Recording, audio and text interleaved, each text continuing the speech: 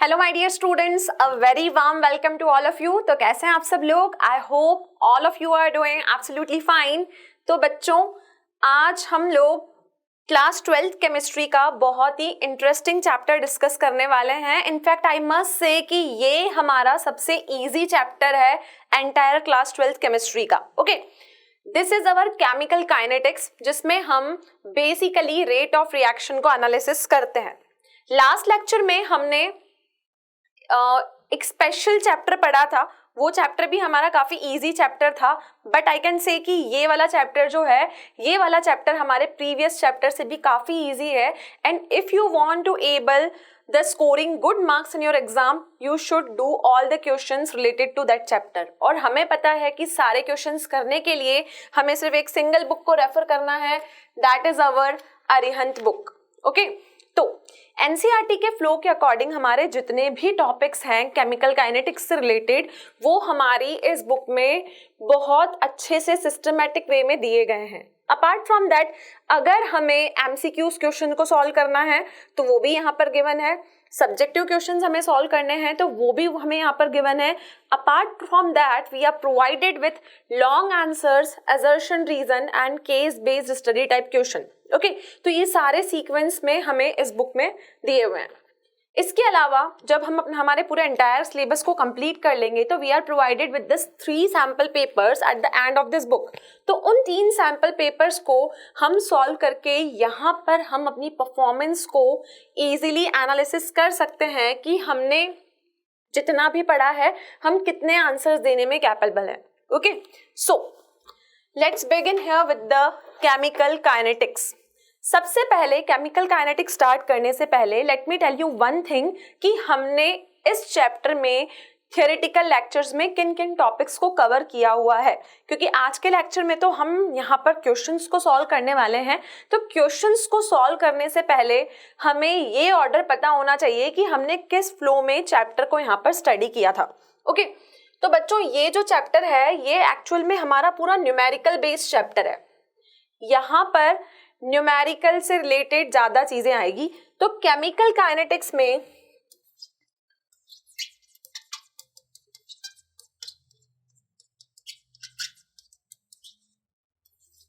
if I am going to talk about the topics that you have studied is, firstly you have learned about the rate of a reaction. Reaction की rate क्या होती है ये हमने देखा था। Okay, second thing you have discussed in this chapter is all about the rate law, जो कि बहुत बहुत इंपॉर्टेंट है। इस पे हम क्वेश्चंस भी करेंगे आज के लेक्चर में। And if you want to practice more questions, just refer Arihant book. Okay, so this is a rate law, बहुत इंपॉर्टेंट है। Definitely CBSE 12th board exam में इस टॉपिक से हमारा क्वेश्चन अराइज होने वाला है। ओके, तो इस टॉपिक को हमें स्किप नहीं करना है। Next one is the order of reaction. Next thing is the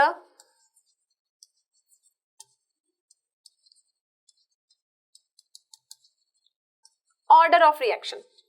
Reaction हमारे पास में 3 ऑर्डर की होती है। The first one is the zero order, second one is the first order and next one we have is a second order. ये 3 order होते हैं reaction के। ये भी बहुत ज्यादा इंपॉर्टेंट टॉपिक है। ओके, इसमें से भी एग्जाम में क्वेश्चन पूछा जा सकता है। सीबीएसई 12th बोर्ड एग्जाम में जो हमारा क्वेश्चन अराइज होगा वो सिर्फ ये नहीं होगा कि हमें पर्टिकुलर रिएक्शन के लिए रेट लो लिखना होगा।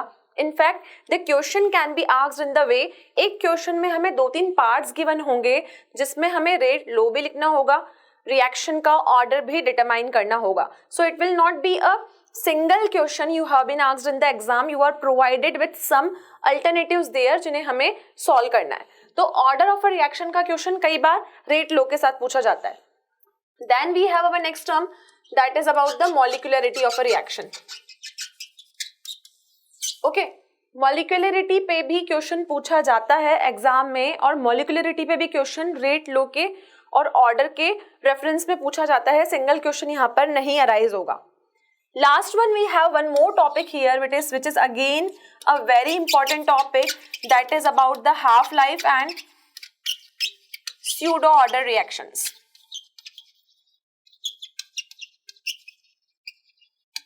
ओके, ये भी एक इम्पॉर्टेंट पार्ट है जिसको हमने आज के लेक्चर में, इस पे हमें बहुत सारे क्वेश्चंस करने हैं. सो this is about the half life, that is T half, how it can be calculated. और ये टॉपिक भी equally very very important topic हमारे पास में है. तो बच्चों यहाँ पर मैंने जो भी टॉपिक मेंशन किए हैं इनमें से हमसे न्यूमेरिकल एग्जाम में पूछा जाएगा, क्योंकि इस चैप्टर में थ्योरेटिकल पढ़ने के लिए हमारे पास में ज़्यादा कुछ है नहीं. So definitely a numerical is going to be asked in the exam. और एक चीज़ मैं आपको बता दूं, if you are able to attempt any numerical, it is there will be the more probability to score the good marks. क्योंकि अगर numerical सही होगा तो पूरे में से पूरे, और गलत होगा तो फिर वहाँ पर हमें कोई मार्क नहीं मिलेगा. तो try to solve each and every question that is related to this chapter. इस चैप्टर के हमें सारे क्वेश्चंस करने हैं. And I have told you कि ये जो चैप्टर है हमारा केमिकल काइनेटिक्स, ये हमारी पूरी क्लास 12th केमिस्ट्री का सबसे इजी चैप्टर है. Okay, and let me tell you one more thing that is also given in your that Arihant book. You have been provided here with the marks of the question that has been asked in the exam. तो बच्चों यहाँ पर हम देखें तो electrochemistry को हम already discuss कर चुके हैं. Second chapter is our chemical kinetics. And you can see here कि केमिकल काइनेटिक्स में से हमसे 5 मार्क्स के क्वेश्चंस पूछे जाने वाले हैं. सो 5 मार्क्स को एग्जाम में स्कोर करने के लिए कम मार्क्स नहीं होते हैं. तो this chapter is carrying your 5 marks. Okay, 5 marks का क्वेश्चन यहाँ से पूछा जाएगा, whether it may be of the 5 marks और it can be divided into 2 और 3 marks you have been given. Okay, so starting with the first question in the chemical kinetics, let me tell you what the first question is saying. The first question is completely dependent upon the rate law and rate constant. पहला topic जिसके ऊपर हम questions करने वाले हैं, this is our rate law and rate constant. Clear? इस topic पे हम लोग अपने क्वेश्चंस अभी करने वाले हैं. तो पहली चीज जो हमें इस क्वेश्चन में पूछी है, ये एक सिंपल सा 1 मार्क का क्वेश्चन हमें गिवन है. It can be counted in a very short type questions. The question is saying the unit of rate and rate constant is same for which order of reaction. एक होता है हमारा rate of reaction और एक होता है rate constant. तो हमसे यहाँ पूछा है कि रेट और रेट कांस्टेंट दोनों किस टाइप की रिएक्शन के लिए इक्वल होते हैं. तो बच्चों अगर मैं सबसे पहले बात करूं रेट की, ओके, तो rate is given bye -dm/dt. Rate क्या होती है? किसी भी रिएक्शन में रिएक्टेंट्स की कॉन्सेंट्रेशन कम होती जाए टाइम के साथ तो उसको हम रेट से डिनोट करते हैं. Okay, and this rate is basically given by mole minute inverse.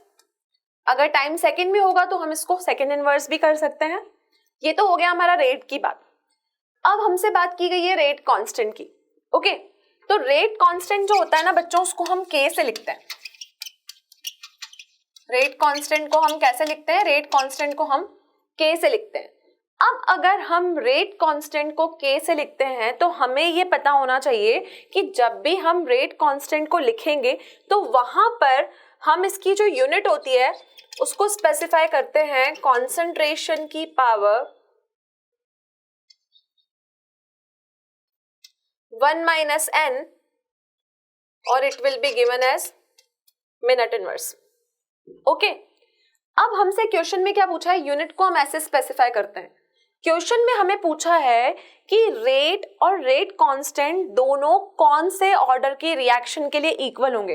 तो बच्चों अगर मैं इस इक्वेशन नंबर 1 को और इक्वेशन नंबर 2 को कंपेयर करूं तो आप लोग देख सकते हो कि अगर मैं यहाँ पर n को 0 रखूंगी तभी यहाँ पर मुझे m की पावर 1 मिलेगी, क्योंकि कॉन्सेंट्रेशन को हम हमेशा मोल में रिप्रेजेंट करते हैं.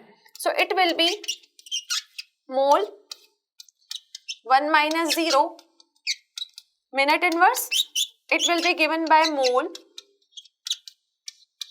meter inverse. तो यहाँ पर अगर मुझे मोल मिनट इनवर्स k की वैल्यू चाहिए तो मुझे यहाँ पर n को 0 रखना पड़ा. n को क्या रखना पड़ा? n को बच्चों हमको यहाँ पर 0 रखना पड़ा.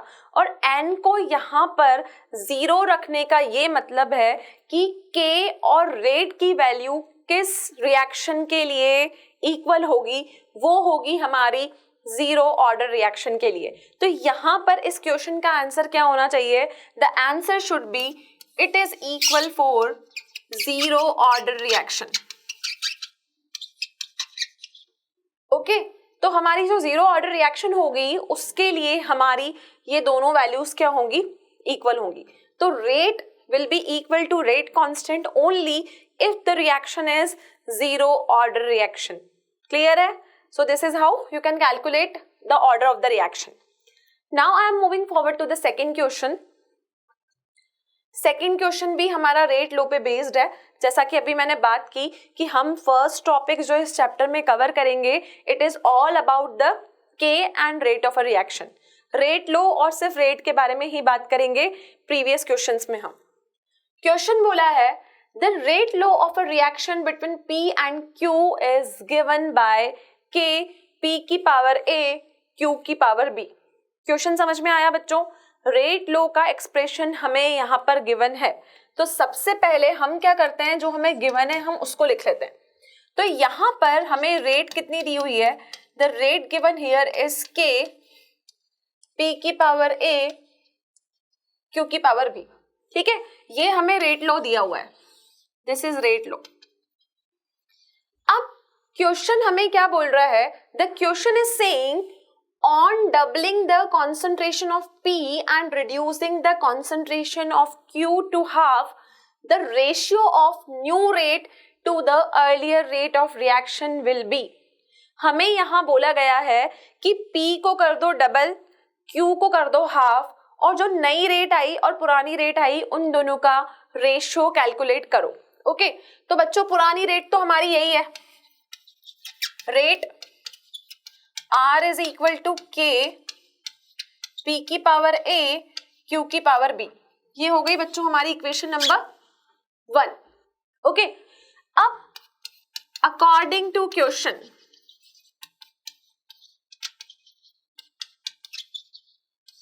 में हमें क्या बोला है कि P को तो कर दो 2P। 2P क्यों किया हमने? क्योंकि हमसे ये कहा गया है कि P की कॉन्सेंट्रेशन को कर दो double.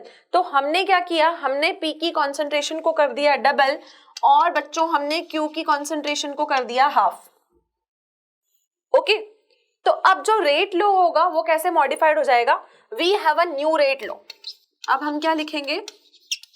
New rate law, and this new rate law will be given by R dash and it will be equal to K 2P और Q by 2। ये हो गया हमारा नया रेट लो। ठीक है, तो यहां पर हम लगा देते हैं पावर A और यहां लगा देते हैं power B। Now what you can analyse from here that जो न्यू रेट लो हमने लिखा है, this is our new rate law, और न्यू रेट लॉ को हम किससे लिख रहे हैं? न्यू रेट लॉ को हम R डैश से रिप्रेजेंट कर रहे हैं। और न्यू रेट लॉ हमने क्या लिखा? हमने लिखा K इज अ कांस्टेंट, और P को हमने बच्चों डबल कर दिया, और Q को हमने क्या किया? Q को हमने हाफ कर दिया। ठीक है, अब मैं क्या कर रही हूं, इस इक्वेशन में से K को मैंने अलग किया, 2 की पावर A को अलग किया, P की पावर A को हमने ऐसा ही रहने दिया, 1/2 की पावर B को अलग किया, और Q की पावर B को हमने ऐसा ही रहने दिया। इट मीन्स 2 और 1/2 को हमने अलग करके लिख दिया, और हम यहाँ देख सकते हैं कि 2 के ऊपर पावर है A और 1/2 के ऊपर हमारी पावर है B। Now R dash will be given by K PA QB, और ये हो गया 2A इंटू 1/2 की पावर B। ठीक है, अब हमारा यहाँ पर एक मैथ्स का सिंपल रूल लग रहा है कि अगर बेस सेम है और पावर हमें डिवाइड में दे रखी है, तो हम क्या करते हैं, डिवाइड में जो हमारी पावर होती है वो हमेशा सब्ट्रैक्ट हो जाती है। Okay, so this R dash will be given by K PA Q की power B and this is 2A minus B। यहाँ पर हमने एक्सपोनेंट का रूल लगाया, और क्या रूल लगाया हमने यहाँ पर कि अगर यहाँ पर बेस सेम है दोनों का, तो हमने पावर को यहाँ सब्ट्रैक्ट कर दिया। ठीक है, अब इस इक्वेशन को देख के हमें कुछ पता पड़ रहा है, हमें ये पता पड़ रहा है कि ये तो हमारा पुराना वाला ही रेट लो था, ठीक है। पुराना वाला रेट लो एक बार देख लेते हैं। द पुराना वाला जो हमारा रेट लो था, it is given by rate equal to K P की पावर ए क्यू की पावर बी। ये बच्चों हमारा पुराना वाला रेट लॉ था। तो यहां पर मैं लिख सकती हूं R dash equal to 2a minus B into R. Clear?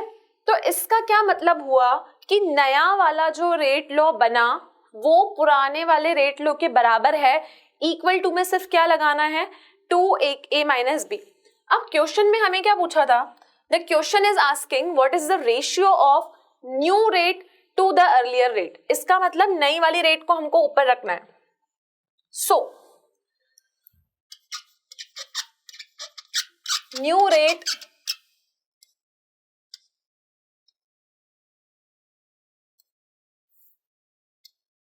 Upon earlier rate. तो बच्चों यहां पर न्यू रेट कौन है, आर डैश, और अर्लियर रेट कौन है, आर। और यहां पर हम देख सकते हैं कि आर डैश अपॉन आर में यहां से कैलकुलेट करूंगी तो it came out to be 2 की power a minus B. Okay, so it will be given by r dash upon r will be given by 2a की power a minus b. So r dash upon r came out to be 2a minus b. Clear? तो ये था हमारा, हमने नई वाली rate और पुरानी वाली रेट के बीच में रिलेशन एस्टेब्लिश कर दिया। Clear? So this is again a very important question from our rate law. Clear है? Okay, now I am moving forward to the next question. The next question is saying for a reaction the rate law is represented as K A B की power 1/2. Okay, तो सबसे पहले हम क्या करते हैं, जो हमें गिवन होता है हम उसको लिख लेते हैं। The rate is represented by K A B की power 1/2. अब हमें क्या करना है, हमें ये बताना है कि ये जो हमारी रिएक्शन है ये एलिमेंट्री है या कॉम्प्लेक्स है, and you have to give reasons for the support of your answer. तो ये हमारा क्वेश्चन का फर्स्ट पार्ट है।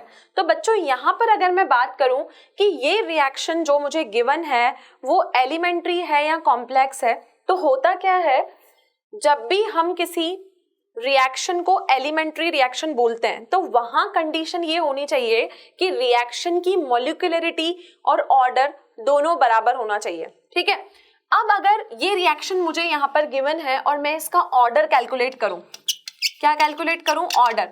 तो ऑर्डर हम रिएक्शन का कैसे निकालते हैं, यहाँ पर कुछ भी नहीं है मतलब 1 है, तो ये हो गया 1 + 1/2। तो ये कितना हो गया, ऑर्डर कितना हो गया इसका, 3/2।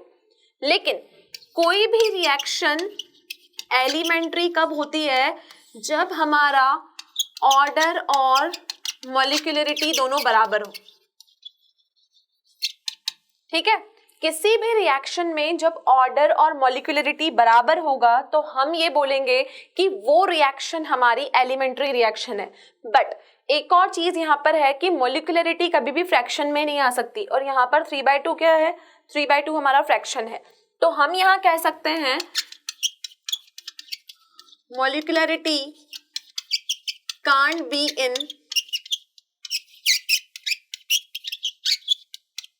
फ्रैक्शन। मॉलिक्यूलरिटी हमारी कभी भी फ्रैक्शन में नहीं होगी। तो बच्चों अगर मॉलिक्यूलरिटी हमारी फ्रैक्शन में नहीं होगी तो हम ये कह सकते हैं कि मॉलिक्यूलरिटी और फ्रैक्शन यहाँ बराबर नहीं है, तो ये रिएक्शन हमारी एलिमेंट्री तो नहीं है, ये रिएक्शन हमारी एलिमेंट्री नहीं है। ओके, तो ये रिएक्शन एलिमेंट्री नहीं है, तो फिर दूसरा ऑप्शन क्या है, ये कॉम्प्लेक्स होगी। So this reaction is our complex reaction. Clear है? तो यहां पर हमने रिएक्शन का ऑर्डर कैलकुलेट किया, दैट इज 1 + 1/2, और हमारा आंसर आया 3/2। 3/2 एक फ्रैक्शन है, ऑर्डर तो फ्रैक्शन में हो सकता है लेकिन मॉलिक्यूलरिटी नहीं हो सकती। तो अगर मॉलिक्यूलरिटी और ऑर्डर बराबर नहीं है, so such kind of reaction is not our elementary reaction. हम बोलेंगे कि ये रिएक्शन बच्चों हमारी कैसी रिएक्शन है, ये रिएक्शन हमारी कॉम्प्लेक्स टाइप की रिएक्शन है. Clear? Okay. Now you are given with one more part in this question. Write the units of rate constant for this reaction if a concentration of A and B is expressed in moles per liter. Okay?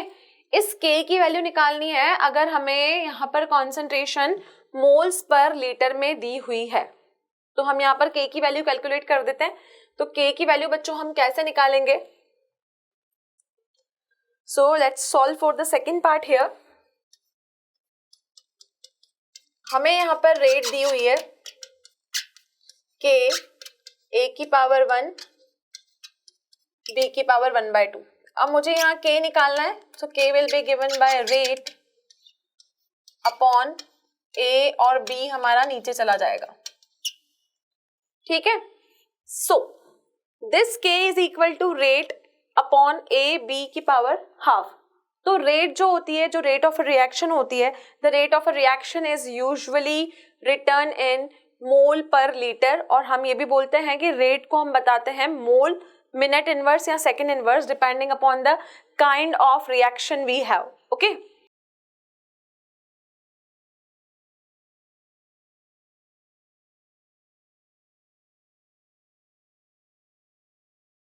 So this K will be given by mole second inverse और ये हो गया हमारा मोल per litre और ये हो गया मोल per litre की पावर 1/2. ठीक है. तो इसको बच्चों हम कैसे कैलकुलेट करेंगे? It is given by K mole second inverse upon mole per litre, मोल की पावर हाफ और लीटर की पावर हाफ. क्लियर है? यहां हमारा मोल से मोल कैंसिल आउट हो गया and we are left with mole की पावर प्लस का 1/2 ऊपर जाएगा तो इट विल बी माइनस का 1/2. ओके. और नीचे हमारे पास में क्या है? डिनोमिनेटर में we have litre 1/2. So it will be given by litre 1/2 and it will be second inverse. So this will be the value that we have calculated for this. It will be K mole minus 1/2 liter 1/2 and second inverse. So this will be the unit of rate constant we have calculated here. हमें कुछ नहीं करना, हमें यहाँ पर rate को लिखना है और यहाँ पर हमें जो वैल्यूज है वो सब्स्टिट्यूट करनी है कि रेट को हम लिखते हैं मोल में, लीटर में और सेकेंड इनवर्स में. Okay, so this is how you can calculate the value from here. Clear? So this is our third question which is depending upon the rate law and the rate constant for a reaction. Clear? Now we have our fourth question और ये हमारा एक table given है. तो table जिस भी question में given होगी तो बच्चों वहाँ जो भी क्वेश्चन होगा ना वो हमारा एक एक्सपेरिमेंट टाइप का क्वेश्चन है जिसमें हमें रेट लॉ डिटरमाइन करने के लिए दिया होगा. और एग्जाम में इस तरीके के क्वेश्चंस फ्रीक्वेंटली हमसे पूछे जाते हैं. तो आई कैन से कि ये क्वेश्चन बहुत इंपॉर्टेंट है. ओके. बट अगर हमें ऐसे ही क्वेश्चंस और भी सॉल्व करने हैं तो you have to refer this Arihant book. Arihant book में हमें जो हमारे सब्जेक्टिव टाइप क्वेश्चंस हैं जो एमसीक्यूज के बाद में दिए हुए हैं उसमें हमारे पास में we have a variety of questions that is related to this topic. Okay. बहुत सारे क्वेश्चंस ऐसे हैं जो इस टॉपिक पे बकायदा हमें सिस्टमैटिक वे में सॉल्व किए हुए दिए गए हैं. So just refer that book. Okay. Now I am proceeding to this question और इस क्वेश्चन को करने के लिए firstly let me tell you one thing. You have been given the kinetic study for this kind of reaction, that is P plus 2Q is giving you R plus 2S. Okay.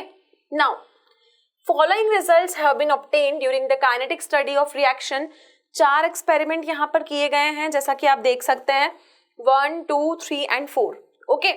In 4 experiments में हमें यहाँ पर मोल per litre में initial और final concentrations given है और हमें यहाँ पर formation of R that is in mole per minute inverse हमें गिवन है. तो we have to write the rate law for this reaction. Okay. So let's proceed to the question. सबसे पहले मैं रिएक्शन की बात करूं तो P plus 2Q हमें दे रहे हैं R plus 2S. तो यहां पर P plus 2Q is giving you r plus 2s। तो मुझे क्या लिखना है, इसका रेट लॉ लिखना है। तो रेट लॉ बच्चों हम कैसे लिखेंगे, it is given by k p की पावर x टू q की पावर y। ठीक है, ये हमारा रेट लॉ होगा। अब मैंने यहाँ पर x और y क्यों लिखा, क्योंकि मुझे यहाँ पर नहीं पता है कि x और y की एक्चुअल में वैल्यू कितनी होगी, तो यहाँ मैंने इसलिए यहाँ पर एक्स वाई लिखा। लेकिन एक चीज आपको यहाँ पर ध्यान रखनी है कि Q के आगे 2 लगा हुआ है, इट मीन्स कि जो हमारे कोफिशिएंट्स होते हैं उनको हम क्वेश्चन सॉल्व करते टाइम पावर्स में सब्स्टिट्यूट करेंगे। क्लियर? तो यहाँ पर सबसे पहले मैं एक्सपेरिमेंट नंबर 1 की बात करूं तो एक्सपेरिमेंट नंबर 1 में आप लोगों को 0.10, 0.10 और 3 इंटू 10 की पावर -4 दिया हुआ है।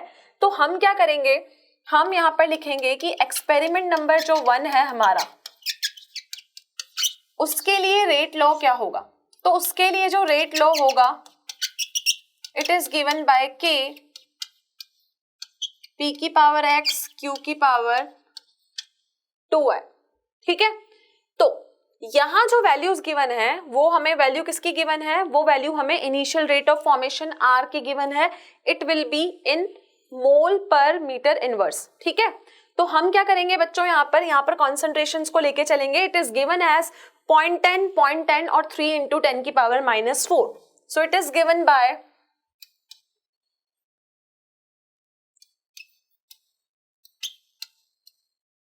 0.10,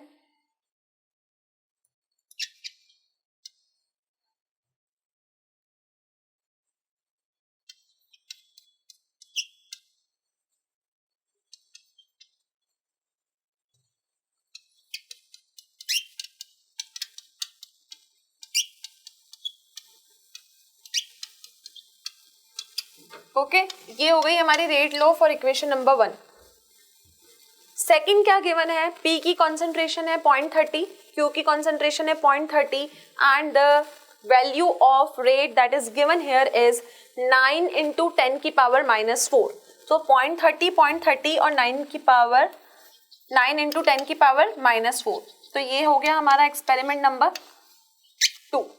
एक्सपेरिमेंट नंबर 2 के लिए रेट लो क्या होगा, R2 इक्वल टू 9 इंटू 10 की power -4 equal to K,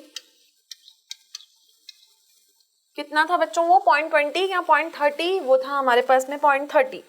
so it is 0.30 and it is 0.30 का स्क्वायर। ये हो गई हमारी equation number 2। Next we have, यहाँ पर x है, यहाँ पर x है, इट इज 2y and this is 2y. Now we have experiment number 3. The initial and final concentration of P and Q are 0.10 and 0.30 और वो आ रहा है 3 into 10 की power -4. So for experiment number 3, R3 is given by, this is 3 into 10 की power -4, 3 into 10 की power -4 equal to K। ये है बच्चों 0.10x और ये है हमारा 0.202y। ये हो गई हमारी इक्वेशन नंबर 3। ये हम रेट लॉ लिख रहे हैं तीनों रिएक्शंस के लिए, that is R1, R2 and R3। एक और रिएक्शन हमारे पास बची है, that is R4।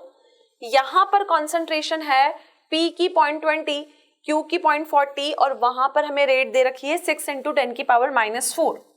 So this R4 will be given as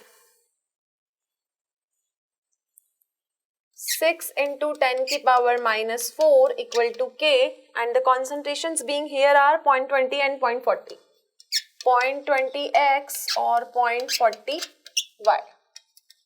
ये हो गई हमारी इक्वेशन नंबर 4।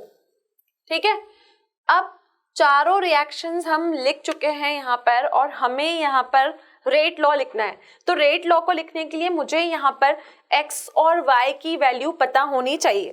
तो x और y की वैल्यू को बताने के लिए बच्चों हमें पता है कि इन चार इक्वेशंस को हमको आपस में डिवाइड करना पड़ेगा ताकि हम x और y की वैल्यू यहाँ पर कैलकुलेट कर सकें। तो यहाँ पर हमारी जो चार इक्वेशंस हैं उन्हें अगर हम देखें, this is our R1, R2, R3 and R4। So it can be calculated as, यहाँ पर हमें कोफिशिएंट को हटाना पड़ेगा, so it will be not 2, this will be y.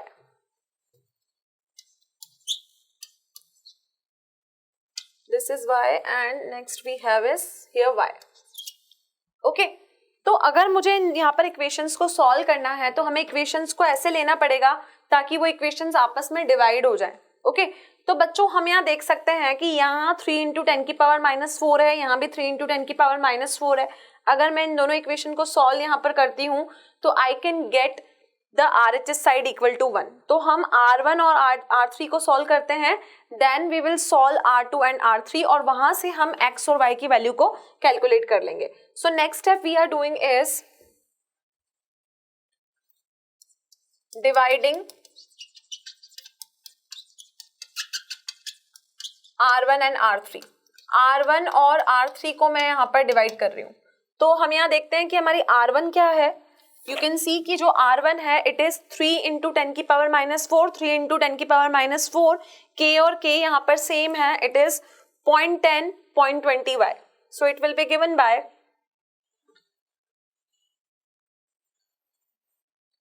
3 into 10 की पावर -4, 3 into 10 की power -4 equal to k.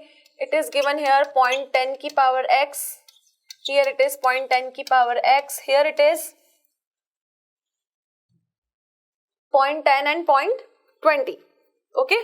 So it is given as 0.10 and 0.20. It is 0.10 and it is 0.20. Clear है? So this is the R1 and R3 we are getting for the reaction. आप देख सकते हो R1 and R3 में this is 0.1, 0.10, this is 0.10, sorry this is 0.30 we have. So make a little correction here, this is 0.30. Clear?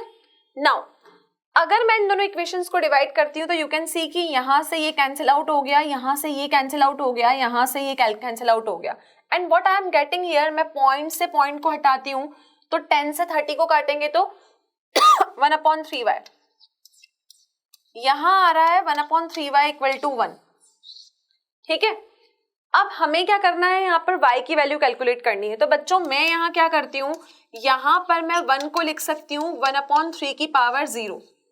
हमें एक rule पता है maths का एक्सपोनेंट्स में कि जब भी हम किसी की पावर 0 कर देते हैं तो आंसर शुड बी 1. अब यहाँ पर एक और रूल लग रहा है, when bases are same, base अगर सेम हो गए तो exponents will be equal. This is a rule here कि जब बेस सेम हो गए तो हमारे एक्सपोनेंट्स क्या हो जाएंगे, एक्सपोनेंट्स आपस में इक्वल हो जाएंगे. तो 1/3 को 1/3 के इक्वल हमने इक्वेट किया तो y came out to be 0. y कितना आ गया, y हमारा आ गया 0. अब मुझे क्या करना है, मुझे x को कैलकुलेट करना है. तो x को कैलकुलेट करने के लिए मैं क्या करूंगी, मैं यहाँ पर इन दोनों इक्वेशंस को यहाँ पर डिवाइड करूंगी so that I can calculate here the value of x here. तो R2 और R3 को हम डिवाइड कर लेते हैं. So let's divide here R2 by R3.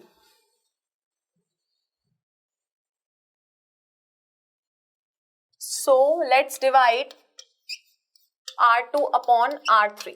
It is given by R2 R3 के लिए यहाँ पर वैल्यूज है 9 और 3. So it is given as 9 into 10 की पावर -4, 3 into 10 की पावर -4 equal to k. और यहाँ पर P और Q की कॉन्सेंट्रेशन कितनी है 2 और 3 के लिए, 0.30, 0.30, 0.10 और 0.30. So it is given by 0.30 की पावर x, 0.30 की पावर y. ओके. और डिनोमिनेटर में कितना आएगा बच्चों, डिनोमिनेटर में आएगा 0.10 और 0.30. सो इट विल बी 0.10 और दिस इज 0.30y. ओके. अब अगर मैं इन दोनों इक्वेशंस को डिवाइड करूं तो यहां से 3 से 9 गया 3 बार, इक्वल टू k से k गया, 0.30y से 0.30y गया, and here I am getting 3 की पावर x. ओके क्योंकि इस पॉइंट से पॉइंट हमने एलिमिनेट कर दिया. सो हम इसको लिख सकते हैं 3 की पावर 1 और इसको हम लिख सकते हैं 3 की पावर x. तो जब बेस सेम होंगे और अगर हम पावर को इक्वेट करेंगे तो power came out to be 1. So the rule being here is when bases are same,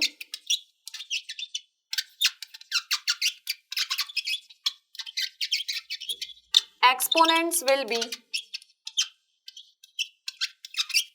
equal. तो यहाँ पे x की वैल्यू मुझे 1 मिल गई और y की वैल्यू 0 मिल गई. अब बच्चों हमने यहाँ पर चारों के लिए रेट लो तो लिख लिए, बट हमें कैसे आइडेंटिफाई करना है कि हम कौन सी इक्वेशन को किसके साथ डिवाइड करें. तो पहली इक्वेशन हम वो चूज करेंगे जिसमें x और x आपस में कट रहा हो, और दूसरी इक्वेशन हम वो चूज करेंगे जिसमें y से y कट रहा हो, ताकि एक बार हमें x मिल जाए और एक बार हमें y मिल जाए. तो यहाँ से मुझे x मिल गया 1 और y मिल गया 0.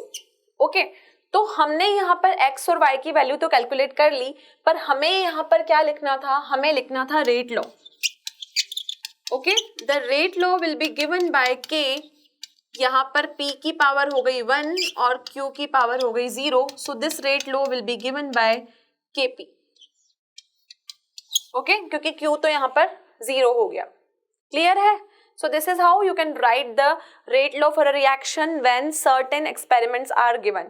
And if you want to solve more questions like this, I am once again repeating that you have to refer the Arihant book for having such conceptual questions. Clear? तो ये था हमारा experiment based question. Now we are proceeding to the next question, and यहाँ पर भी हमें एक reaction given है जिसके लिए बच्चों हमें यहाँ पर रेट लॉ को लिखना है. तो अभी तक हमने जो भी क्वेश्चंस किए वो सारे रेट कांस्टेंट और रेट लॉ पे ही डिपेंड थे. तो यहाँ पर एक और क्वेश्चन हमें गिवन है जिसमें हमें रेट लॉ लिखना है. Okay, now we are not provided with any numerical value. यहाँ पर मुझे कोई भी न्यूमेरिकल वैल्यू नहीं दी हुई है, तो it's rate law will be in the alphabetical form. यहाँ रेट लॉ हमारा अल्फाबेटिकल फॉर्म में आएगा. यहाँ आप लोग देख सकते हो कि कैसे ओजोन से ऑक्सीजन फॉर्म हो रहा है.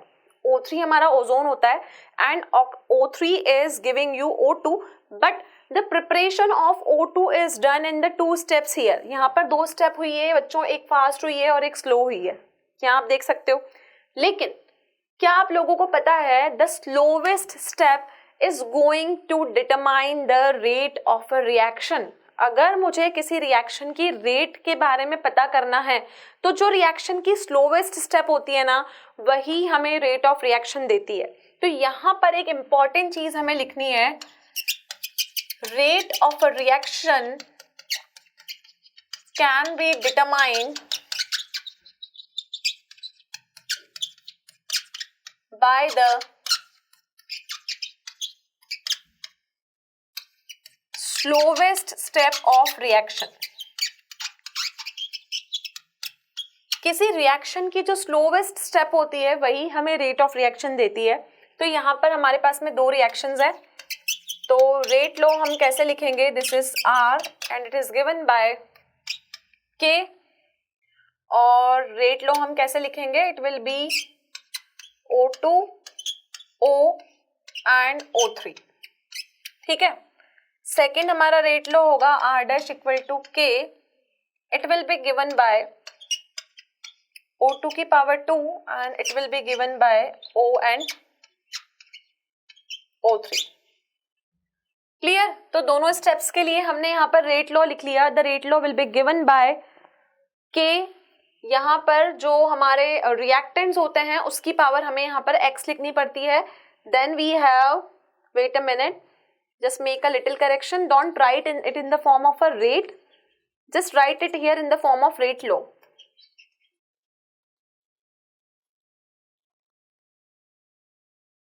Okay, this will be given by K, O and O3, and here it will be given by K, O3. Clear है? So this is how you can write. इसको हम K dash लिख लेते हैं. अब हमें इस पूरे एक्सप्रेशन के लिए रेट लॉ लिखना है and I have just told you कि जो स्लोवेस्ट स्टेप होगी ना वही रेट लॉ को डिटरमाइन करेगी. तो बच्चों मैं यहाँ पर क्या कर सकती हूँ, मुझे यहाँ पे पता है कि KO3 की जगह पे मुझे R को रखना है. ओके, तो ये हो गई मेरी इक्वेशन नंबर 1, ये हो गई हमारी इक्वेशन नंबर 2, और ये हमारी स्लोवेस्ट स्टेप है. तो it is going to determine the rate of reaction here. तो यहाँ पर क्या होगा, the rate of reaction will be given by R dash equal to K dash O3. Okay, और हम लोग क्या कर रहे हैं, हम यहाँ पर ये जो O3 है, ओके, इसकी वैल्यू सब्स्टिट्यूट कर रहे हैं तो हमारा KO3 जो होगा वो R की वैल्यू देगा. सो it will B R dash K dash and it will be O और this will be our O3. तो यहाँ पर हो जाएगा ये R upon K. So this R dash will be equal to K dash upon K OR and this R dash will be given by K equivalent OR. Okay, so this is how you can calculate the rate law for the given reaction just by considering the slowest reaction being here. तो slow वाली reaction हमारी ये थी, तो ये reaction हमारी determine करेगी कि हमारा रेट लो एक्चुअल में होगा क्या. So this is about the rate law. Now we are proceeding to our next question and let's see what the next question is saying.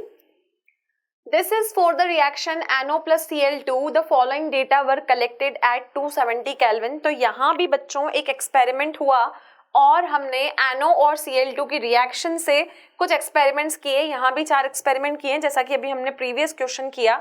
Now we have to calculate the rate law for this expression. You have to calculate the rate constant and you have to write its unit and you have to find the initial rate of disappearance of Cl2 in experiment number 4. तो ये जो question है ये हमारा long answer question है जिसको हम solve करने वाले हैं and you have to keep in mind कि इसकी हम हर स्टेप को कैसे सॉल्व करेंगे. Okay, so just concentrate on this question क्योंकि अगर हम इसकी हर स्टेप अच्छे से सॉल्व करेंगे तो we will get a perfect rate law for the following reaction. तो अभी मैंने आपको बताया कि रेट लॉ को हम कैसे लिखते हैं. Rate law will be given by K और यहाँ पर हम रिएक्टेंट की कॉन्सेंट्रेशन में 1 की पावर x लगाएंगे, 1 की पावर y लगाएंगे. तो यहाँ पर रेट लॉ हम कैसे लिखेंगे, लेट्स सी हियर.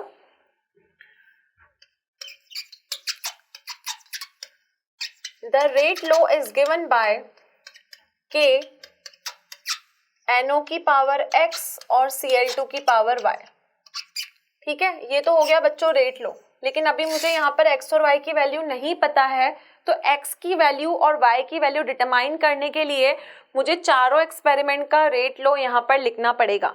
तो कितने एक्सपेरिमेंट हुए, 1 2 3 4.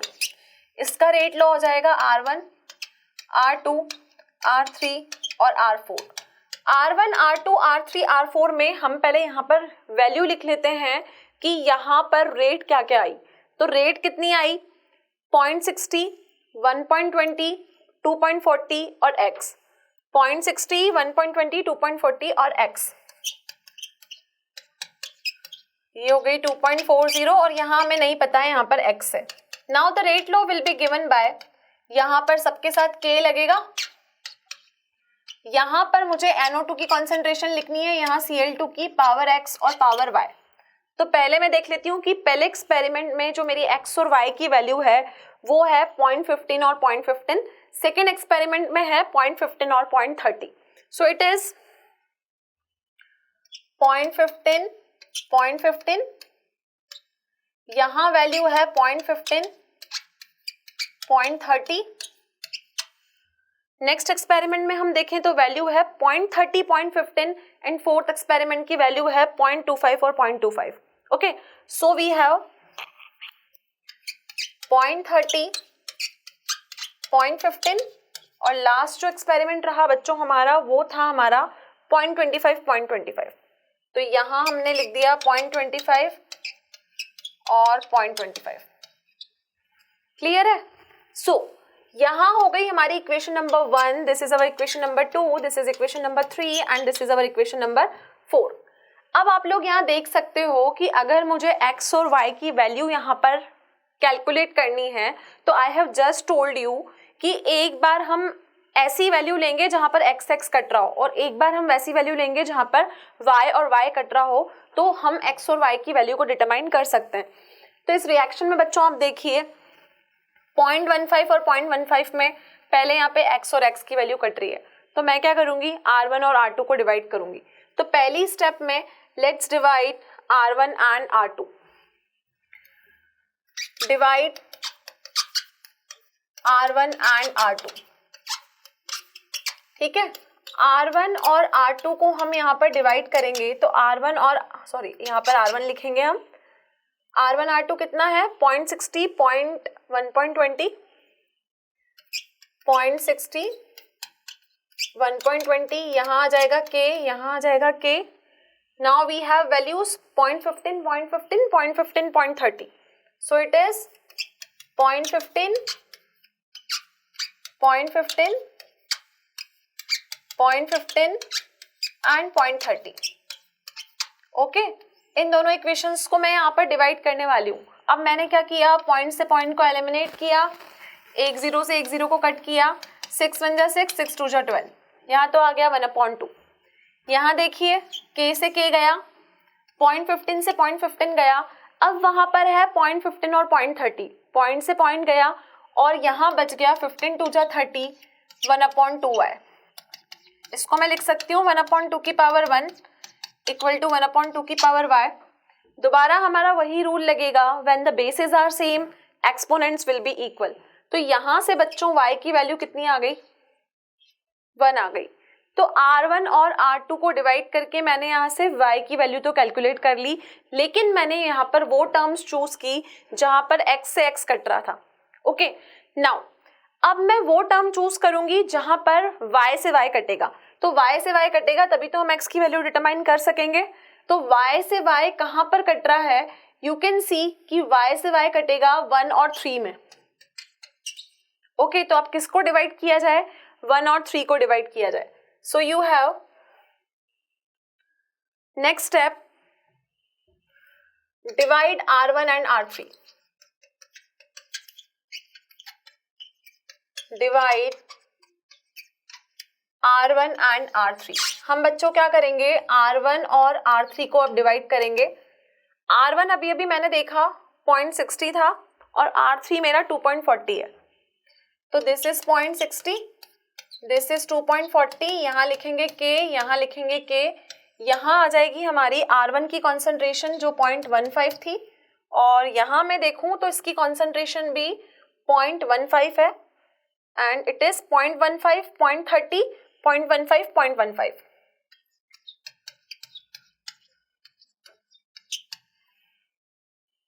This is 0.15 and 0.15.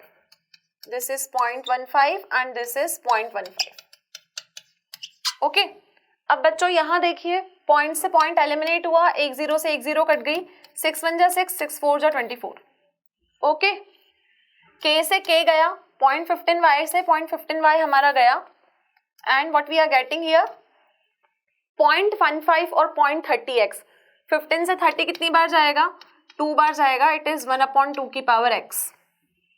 अब मैं यहाँ पर देखूं तो यहाँ पर हमारे बेस इक्वल नहीं है, तो एक्सपोनेंट को हम तभी इक्वल कर सकते हैं जब हमारे बेस भी इक्वल हो. तो बेस को इक्वल करने के लिए मुझे यहाँ करना पड़ेगा 1/2 का स्क्वायर 1/2 की पावर x. मैंने 1/4 को क्या सब्स्टिट्यूट किया, 1/2 का स्क्वायर. तो यहाँ से x मेरा आ गया 2. क्लियर. तो दो इक्वेशंस को डिवाइड करके आप लोग x और y की वैल्यू कैलकुलेट कर सकते हो. तो हमने जो दोनों इक्वेशन डिवाइड की वहां से हमारा x आ गया 2 और y आ गया हमारा 1. Okay, so the x is 2 और y हमने अभी कैलकुलेट किया था, it is equal to y equal to, no, this is not this question, we have calculated the y equal to 1 for our next reaction. तो y हमने 1 calculate किया था. Okay, तो ये तो हमने x और y की वैल्यू डिटरमाइन कर ली, लेकिन क्वेश्चन में हमें क्या बोला था, क्वेश्चन ने हमें बोला था कि हमें यहाँ पर रेट लो का एक्सप्रेशन लिखना है, रेट कांस्टेंट की वैल्यू निकालनी है और उसके साथ में यूनिट भी लिखनी है. अपार्ट फ्रॉम दैट हमें इस रिएक्शन में x की वैल्यू को भी डिटरमाइन करना है. तो I have given the 3 parts in the question. तो सबसे पहले मैं चलती हूँ रेट लॉ की तरफ. ओके, तो फर्स्ट क्वेश्चन में अगर आपको रेट लॉ लिखना है तो rate law will be given by R equal to K, NO और Cl2 गिवन है हमें, so it will be NO की पावर 2 और Cl2 की पावर 1. तो ये तो बच्चों हो गया हमारा rate law. Okay, second question में हमें K की वैल्यू को डिटरमाइन करना है और साथ में इसकी यूनिट भी बतानी है. सो सेकेंड पार्ट की तरफ मैं मूव करूं तो सेकेंड पार्ट में यहाँ पर मुझे k की वैल्यू डिटरमाइन करनी है। r equal to k NO की पावर 2 और Cl2 की पावर 1। तो k निकालना है तो k will be given by r NO2 और Cl2। तो यहाँ पर कोई भी वैल्यू ले लीजिए, हम एक्सपेरिमेंट 1 2 3 में से कोई भी वैल्यू सब्स्टिट्यूट कर सकते हैं and we can calculate the value of rate constant here. तो यहाँ पर मैं फर्स्ट वाला एक्सपेरिमेंट ले रही हूँ। फर्स्ट वाले एक्सपेरिमेंट में हमारी वैल्यूज हैं 0.60, 0.15, 0.15।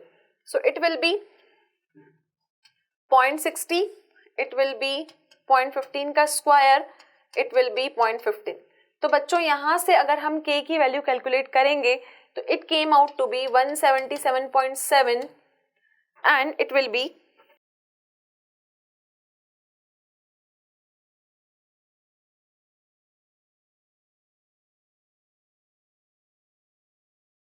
मोल -2 litre inverse minute inverse 1। Okay, so ये यहाँ से हमने k की वैल्यू को डिटरमाइन कर लिया। अभी हमारा क्वेश्चन खत्म नहीं हुआ है, we are given with one more part. More part कौन सा है? फोर्थ वाले क्वेश्चन वाला part, k NO2 Cl2, sorry this is NO2 and this is Cl2। k तो हमने कैलकुलेट कर लिया 177.7। मुझे यहाँ पर रेट की वैल्यू निकालनी है and it is 0.25, so it will be calculated as x equal to 0.25 का square into 0.25 and this rate will be given in mole per minute and its value can be written as 2.78 moles per minute। इसको हम solve करेंगे तो we will get 2.78 mole per minute. Okay, तो ये reaction हमारी जो थी यहाँ पर इसकी यूनिट आई मोल -2 litre inverse litre square minute inverse, ये k की यूनिट हो गई। और यहाँ हमने इस रेट को कैलकुलेट किया bye substituting the values that is given for experiment number 4। आप देख सकते हो एक्सपेरिमेंट नंबर 4 में हमें यहाँ पर x लिखा हुआ था। We are not provided with the rate of reaction, जिसको हमने k को डिटरमाइन करके यहाँ पर सॉल्व किया। तो ये हमारा लॉन्ग आंसर्स का क्वेश्चन था जिसमें हमें 3 पार्ट गिवन थे। इन तीनों पार्ट में हमने पूरा एक टॉपिक डिस्कस कर लिया जो कि हमारा रेट लॉ और रेट कांस्टेंट पे डिपेंड है। Okay, so this is how you can calculate the rate constant and the expression for rate law. Exam में डेफिनेटली एक क्वेश्चन इस टॉपिक पे पूछा जाएगा। ओके, now we have our second topic which is about the order of a reaction. अब हम जो सेकेंड क्वेश्चन करने वाले हैं it is depending upon the order of reaction. हमेशा रेट लॉ के साथ क्वेश्चंस में ऑर्डर भी पूछा जाता है। So how could you calculate the order for a reaction? We are given here with one question और you can see that it is a graphical type question given to us. तो ये हमारा एक levelled question है जिसको हम solve कर रहे हैं। So let's see how you will calculate the order of a reaction. Okay, so consider the following ln r versus time plot as shown in figure and this is ln r upon time। तो हमें यहाँ पर r और t के बीच में graph दिया हुआ है। तो बच्चों हम यहाँ पर ग्राफ देख के कंसिडर कर सकते हैं कि ये हमारा फर्स्ट ऑर्डर रिएक्शन का ग्राफ है। ओके, तो फर्स्ट ऑर्डर रिएक्शन के लिए जो हमारा इंटीग्रेटेड रेट लॉ होता है उसको हम कैसे लिखते हैं? सो the question is for the first order reaction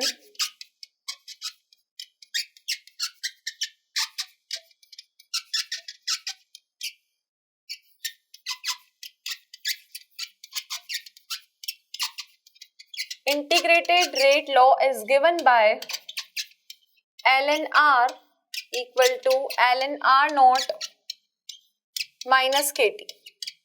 okay, where the k is going to represent the slope of a graph।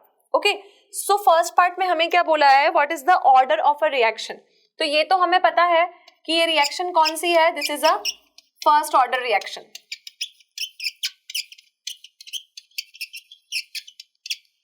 Second part में बच्चों हमसे क्या पूछा है? The second part is saying what are the unit of rate constant k for a reaction. ठीक है, first order reaction के लिए k की वैल्यू हम कैसे कैलकुलेट करेंगे? It will be in the mole litre inverse 1 minus n second inverse. ठीक है, ये एक पर्टिकुलर फॉर्मेट होता है यूनिट को लिखने का। अब क्योंकि ये रिएक्शन कौन से ऑर्डर की है, ये रिएक्शन बच्चों हमारी फर्स्ट ऑर्डर रिएक्शन है। तो फर्स्ट ऑर्डर रिएक्शन में मैं n को क्या सब्स्टिट्यूट करूं, I can substitute n equal to 1। तो n को 1 रखने पे it will be mole litre inverse 1 minus 1 second inverse, and it will be 1 minus 1 कितना होता है, 0 होता है। 1 माइनस 1 अगर हमारा 0 होगा तो ये तो हो गया 1 और ये हो गया इनटू सेकेंड इनवर्स। तो यहाँ पर यूनिट क्या आ गई, सेकेंड इनवर्स। तो यहाँ पर k की यूनिट क्या आ गई, the k unit is second inverse. Okay, now we have one more part. For the given reaction, that is the formation of ammonia, N2 plus 3H2 equal to 2NH3, और हमें यहाँ पर निकालनी है H2 upon del T की value. तो सबसे पहले हम इसके लिए रेट लिख लेते हैं। How can you write the rate for a reaction? हमें पता है कि ये N2 plus 3H2 मिलके हमें अमोनिया दे रहा है। So this is 2NH3. Okay?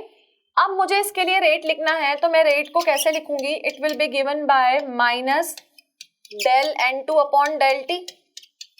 ठीक है, दूसरा मैं लिखूंगी it is minus 1/3 del H2 upon del T, T2 नहीं है डेल T होगा, and it will be given by 1/2 del NH3 upon del T।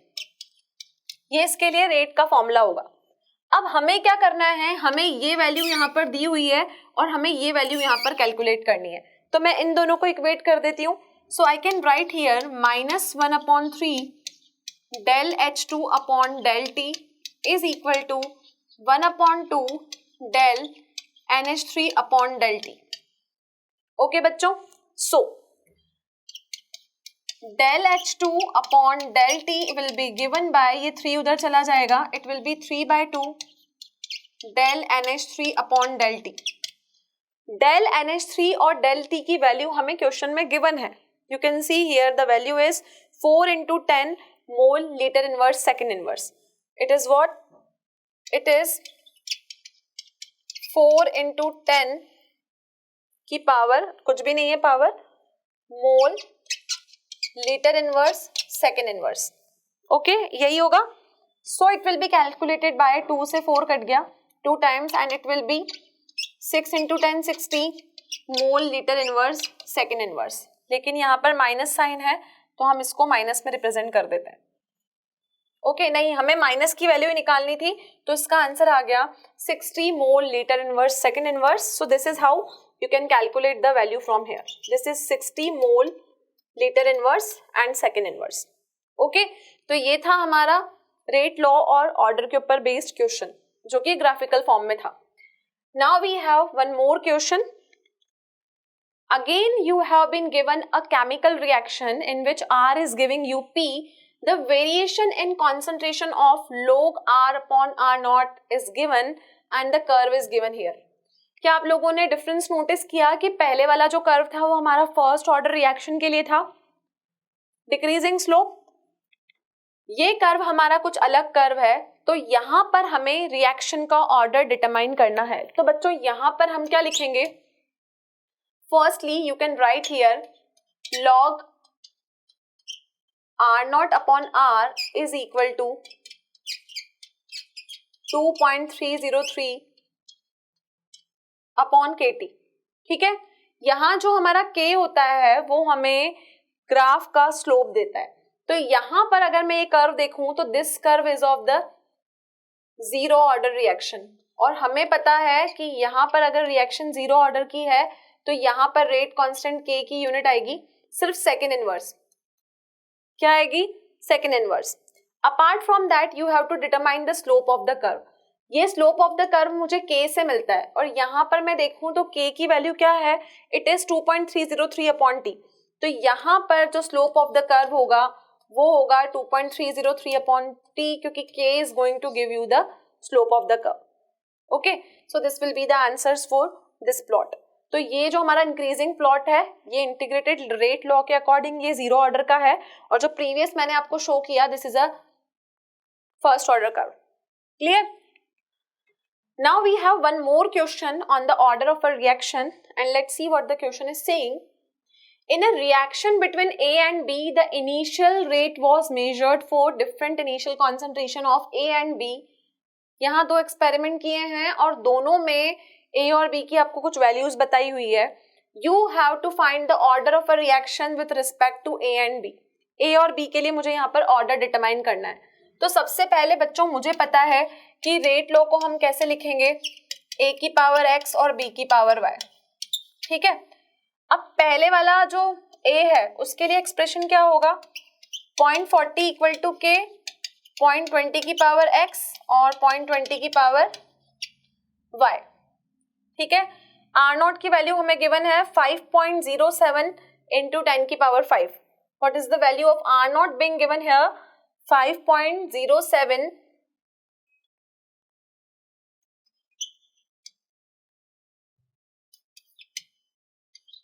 Into 10 की पावर 5. सेकेंड इक्वेशन में 5.07 इंटू 10 की पावर 5 के ये रेट्स हो गई 0.20 और 0.10. तो ये हो गया 0.20 और ये हो गया बच्चों 0.10. ठीक है. थर्ड वाला एक्सपेरिमेंट देखिए, इट इज 1.43 इंटू 10 की power 4 and it will be given bye के 0.40 और 0.05. ठीक है. ये हो गया x, ये हो गया y. हमने 3 एक्सपेरिमेंट्स हुए A और B के लिए, तो हमने तीनों के लिए रेट लॉ लिख दिया. This is 1, 2 and 3. सबसे पहले मुझे यहाँ पर रिएक्शन का ऑर्डर डिटरमाइन करना है. तो रिएक्शन का बच्चों अगर ऑर्डर डिटरमाइन करना है तो सबसे पहले आपको यहाँ पर x और y की वैल्यू कैलकुलेट करनी होगी. ओके. तो x और y की वैल्यू मैं कैसे निकालूं, x और y की अगर मुझे यहाँ पर वैल्यू चाहिए तो मुझे क्या करना पड़ेगा, पहले 1 और 2 को डिवाइड करना पड़ेगा. तो यहाँ पर देखिए मैं इक्वेशन नंबर 1 और 2 को डिवाइड करती हूँ. ठीक है. तो ये इससे कैंसिल हो जाएगा, ये इससे कैंसिल हो जाएगा, ये इससे कैंसिल हो जाएगा and you are left with 1 equal to 2 की पावर y. ठीक है. क्योंकि 0.10 और 0.20 कट जाएंगे तो यहाँ से y 1 मिल जाएगा हमें. तो हमें यहाँ पर बेस सेम नहीं है, बेस को सेम बनाना है तो मैं 1 को लिख सकती हूँ 2 की पावर 0 और ये हो गया 2 की पावर y. तो y इक्वल टू 0 आ गया. ठीक है. y की वैल्यू क्या आ गई, 0. सिमिलरली y की वैल्यू तो 0 निकल गई. अब मुझे क्या करना है, मुझे कैलकुलेट करनी है यहाँ पर x की वैल्यू. ओके. सो x की वैल्यू कैलकुलेट करने के लिए हम यहाँ पर y की वैल्यू को रख देंगे and we can calculate the value of y. Clear. So it can be calculated as, जो हमारा लास्ट वाला एक्सप्रेशन है 1.43 इंटू 10 की पावर 4, 0.40, 0.50. 1.43 इंटू 10 की पावर -4 के 0.40 और 0.50. ठीक है. अब मैंने यहाँ पर क्या किया बच्चों, मैंने यहाँ पर y को रख दिया 0. तो ये टर्म तो चली गई और मुझे क्या कैलकुलेट करना है, मुझे x को कैलकुलेट करना है. सो x will be given bye log 1.43 into 10 की पावर -4, क्योंकि मुझे यहाँ पर दोनों साइड log लेना पड़ेगा. और जब हम इस log की वैल्यू कैलकुलेट करेंगे it came out to be 1.5. Okay.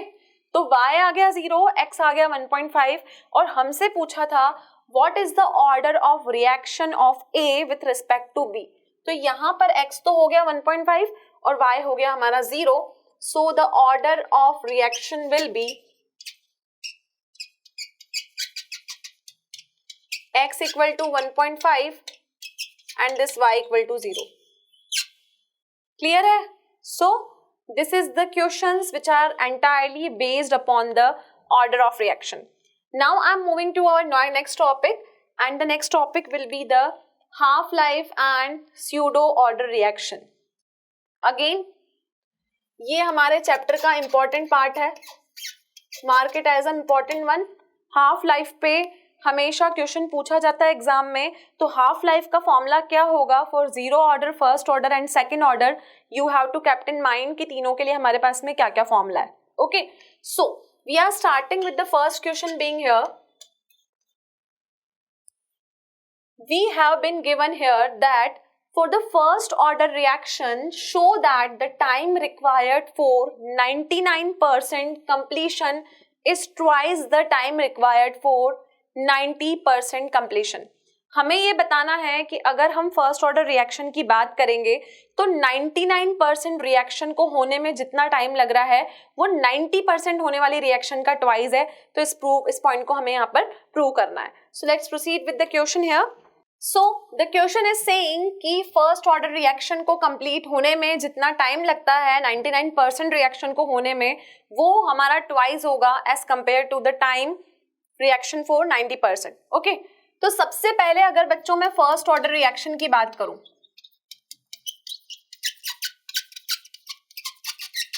तो फर्स्ट ऑर्डर रिएक्शन की कंप्लीशन के लिए हमारा जो फॉर्मूला होता है टाइम का फॉर्मूला होता है 2.303 अपॉन के, this is log a upon a minus x. Okay, a upon a minus x, ये हमारा फॉर्मूला होता है। अब अगर मैं इस रिएक्शन की बात करूं तो मुझे रिएक्शन को कितना कंप्लीट करना है, मुझे रिएक्शन के 99% कंप्लीट होने की बात करनी है। तो 99% कंप्लीट होना है तो a 100 हो जाएगा और जो हमारा a माइनस एक्स होगा वो 100 माइनस 99 हो जाएगा, तो ये 1 आ गया। ठीक है, तो पहले केस नंबर 1 की बात करती हूँ मैं। t किसके लिए कैलकुलेट करना है? For 99% completion. So it will be given by 2.303 upon k log 100 upon 100 minus 99. ठीक है, तो ये कितना हो गया? t 99% is equal to 2.303 upon k, it is log 100. log 100 कितना होता है? 2 होता है, तो t 99% कितना आ गया? It is equal to 2.303 into 2 upon k. It is 606 upon k. तो ये तो रिएक्शन आ गई हमारे पास, सॉरी रिएक्शन नहीं, हमारे पास में इक्वेशन आ गई for the completion of 99% reaction. 99% reaction के कंप्लीट होने के लिए ये हमारे पास में इक्वेशन है। नाउ हमें किसकी बात करनी है? हमें करनी है रिएक्शन के 90% कंप्लीट होने की बात। तो 90% कंप्लीट होना है मतलब a 100 है और a माइनस एक्स हो जाएगा बच्चों 100 minus 90, that is equal to 10। ठीक है, तो t 90% क्या होगा? 2.303 upon k log 100 upon 10, it is 2.303 upon k, it is log 10, it is 2.303 upon k, log 10 हमारा 1 होता है, सो 2.303 अपॉन के, ये हो गई हमारी इक्वेशन नंबर 2। क्वेश्चन में बोला क्या है? क्वेश्चन में बोला गया है कि 99% और 90% कंप्लीट होना, तो 99% कंप्लीट होने में जो टाइम लग रहा है वो 90% का डबल है। तो हम क्या करेंगे? फर्स्ट इक्वेशन को सेकंड से डिवाइड कर देंगे। फर्स्ट इक्वेशन क्या थी हमारी? t 99% इक्वल टू, ये था हमारा 4.606 अपॉन के इंटू के अपॉन 2.303, ये 90% वाला है। हमने इसको डिनोमिनेटर में लिखा तो हमने इसको उल्टा करके लिख दिया, तो k से k कट गया और बच्चों 2.303 4.606 से 2 बार कटेगा। ठीक है, तो यहां आ गया t 99% upon t 90% equal to 2। तो यहां से हमें क्या पता पड़ा कि 99% रिएक्शन को करने में जितना टाइम लगा वो 90% रिएक्शन को करने के ट्वाइस के इक्वल है। So this will be t 99% equal to 2 into t 90%। So this will be our proof for this question. तो हमने क्या किया? हमने सिंपली दोनों के फॉर्मूले सब्स्टिट्यूट करे और यहाँ पर वैल्यू को कैलकुलेट किया। क्लियर है? Okay, now we have one more question of this type जिसमें हमें टाइम कैलकुलेट करना है। अब first order reaction is 25% complete in 40 minutes. Calculate the value of rate constant. In what time will the reaction be 80% complete? सबसे पहले मैं बात करूं तो यहाँ पर मुझे बोला है कि रिएक्शन 25% complete है। ओके, तो बच्चों यहाँ पर a हो गया 100 और a माइनस एक्स हो गया 100 माइनस 25, दैट इज 75। ठीक है, टाइम कितना लगा? टाइम लगा करने में इसको 40 मिनट। अब हमारे रिएक्शन फर्स्ट ऑर्डर है तो t का फॉर्मूला होगा 40 के लिए 2.303 upon k log a upon a minus x. So T40 will be 2.303 upon k log 100 upon 75. ठीक है, टाइम कितना है 40 मिनट है, तो 40 इक्वल टू 2.303 अपॉन के लॉग 100 और 75 को हमने कट किया तो 25 4 जा 100, 25 3 जा 75. It is log 4 minus log 3. अब मुझे क्या करना है, मुझे यहाँ पर k की वैल्यू डिटरमाइन करनी है. So k came out to be 40 2.303 and this will be log 4 minus log 3. ठीक है, तो log 4 और log 3 की वैल्यू बच्चों हमें log टेबल से देखनी होगी. तो on substituting these value the k came out to be 0.0072 minute inverse. क्यों मिनट इनवर्स? क्योंकि ये रिएक्शन हमारी फर्स्ट ऑर्डर रिएक्शन है. अब k की वैल्यू मुझे मिल गई, मुझे ये बताना है कि 80% रिएक्शन को कंप्लीट करने में कितना टाइम लगेगा. ओके, तो रिएक्शन में अब a हो गया 100 और a माइनस एक्स हो गया 100 माइनस 80, क्योंकि रिएक्शन को आपको 80% कंप्लीट करवाना है. तो time required for 80% completion will be 2.303 upon k की वैल्यू कितनी आई 0.0072. Okay, it is log a that is 100 और a माइनस एक्स हमारा 20 है. तो इट विल बी 2.303 अपॉन 0.0072. ये हो गया बच्चों log 5. log 5 की वैल्यू दोबारा हमें टेबल में से देखनी पड़ेगी, log टेबल में से, and this come out to be 223.6 minute. तो इसका मतलब इसको हम 60 से डिवाइड कर लेंगे तो ये आंसर सेकंड में आ जाएगा.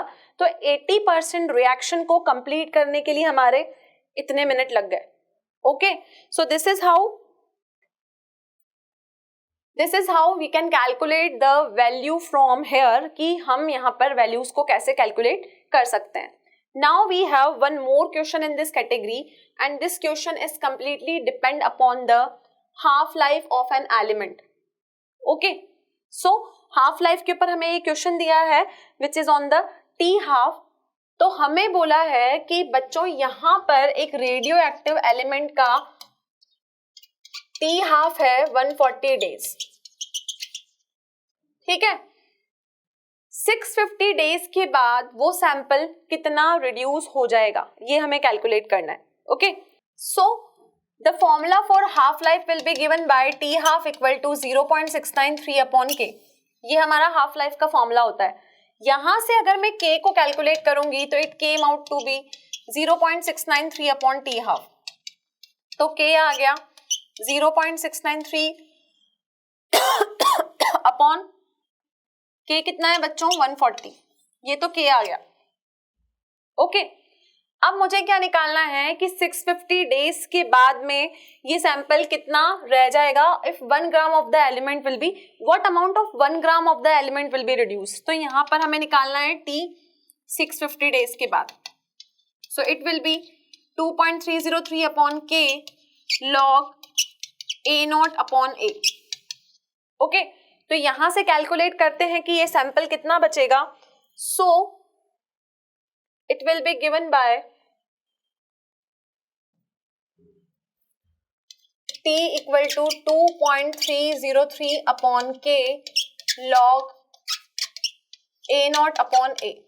ओके, तो बच्चों यहाँ पर k की वैल्यू क्या है, k की वैल्यू है 0.693 upon 40. So it will B 2.303, 0.693 140 ऊपर चला जाएगा and it will B log a naught by a. Okay, this will be 650 days. So log a naught upon a will be given by, यहाँ पर हम cross multiply करेंगे 650 into 0.693, it will be 2.303 into 140. अब जब मैं इस term को solve करूंगी तो मुझे यहाँ पर एंटी लॉग निकालना पड़ेगा a naught upon a को कैलकुलेट करने के लिए. तो बच्चों जब हम इस टर्म को कैलकुलेट करेंगे तो you will approximately get here the value that is equal to 24.94. Okay, what will be the value you are getting here 24.94.